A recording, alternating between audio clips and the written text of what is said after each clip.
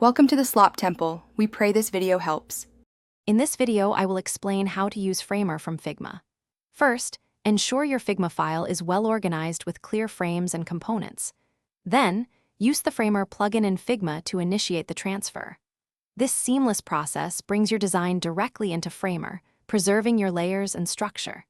It's a fantastic way to transition from static designs to interactive prototypes with minimal effort, saving you valuable time and ensuring design consistency.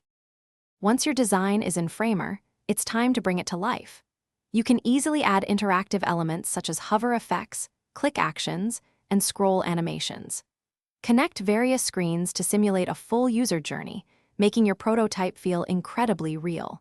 Framer's intuitive interface allows you to craft engaging interactions with just a few clicks, transforming static designs into dynamic experiences.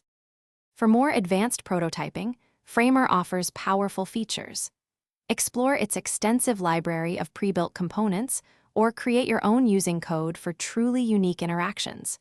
You can even connect your prototypes to real data sources, making them incredibly realistic and functional.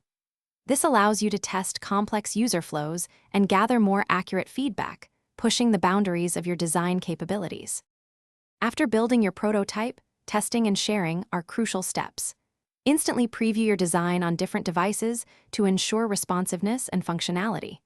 Generate a live share link to gather feedback from stakeholders effortlessly. Framer also supports team collaboration, allowing multiple designers to work together seamlessly.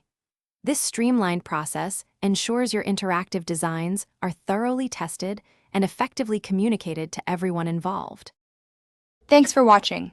Consider subscribing if we helped you.